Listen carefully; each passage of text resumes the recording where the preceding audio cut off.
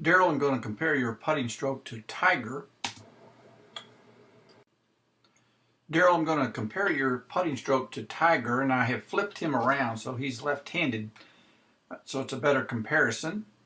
Let's look at the setup. Both of y'all are very similar. Feet are fairly close together. Elbows are slightly tucked into the sides. So everything looks good there.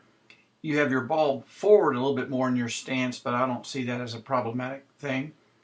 Let's take the putter back. Let's look at Tiger's backswing first as he takes it back.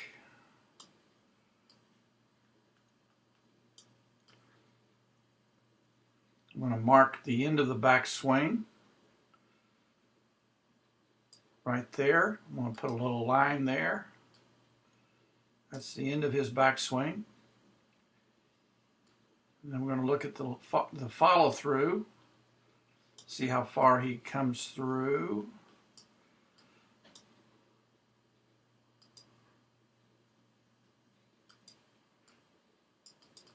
To about right there. So you can see that his backswing is slightly shorter than his follow through. In that, the other thing about his backswing, let me take that back one more time to here, that also is only goes up about that high. So that's shows the height that it lifted up in the backswing and the distance behind that back foot. And then as he comes forward,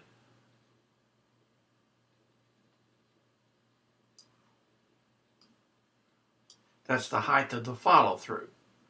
So he has a longer follow through than a backswing, and he's not only swinging slightly further, and that's not tremendously further, but it's several inches further past the front foot than his backswing was past his back foot.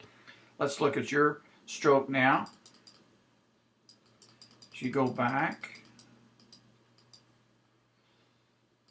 looks like it's about right there. That's a similar distance of Tiger.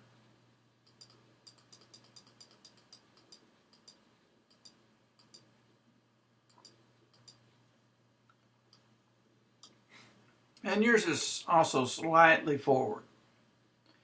Now there's one thing that you do. You'll notice that you pull the putter back, it falls back immediately. It's like it bounced off a wall right there. So you don't really hold your finish. Tiger will actually hold that position. He's still holding it. And now he's turning his head to look. But he doesn't recoil the putter back. And you have a little recoil. So you're pulling the putter back as soon as it reaches its end point. You're pulling it back, and Tiger keeps it there. As he when he completes the follow through, he doesn't pull it back. He holds that follow through position. I'm now going to look at the head position through the ball, and I talked about this technique of putt, hold, look, and we're going to see Tiger demonstrate that. As Tiger comes into the ball and makes contact right there, his eyes are down. As the putter follows through, Tiger's eyes remain still. He doesn't turn his head to watch the ball roll away. He's still looking down, looking down, looking down. The ball is leaving the screen. We don't see the ball anymore. Tiger still has not turned to look at the ball. Tiger has completed his follow through. He still has not looked. And then after he's held for a moment or two, you're going to see Tiger starting to turn his head to look at the ball. But before he turns, he will swing to a complete stop and be still for a moment or two with his eyes still down. He doesn't want to distract his brain from absorbing the memory of the force by looking at visual information. He just wants to look at the ground and recapture the feeling of force as he holds that position. So let's look at, as you come in and hit the ball, your eyes are down, but you immediately start turning your head to follow the ball. And then as you lift up, your putter is recoiling backwards. You don't hold the finish that it achieved. So those were one of the things that we worked on that day with that cluster drill. Now here you are doing the cluster drill. So you take it back and make contact.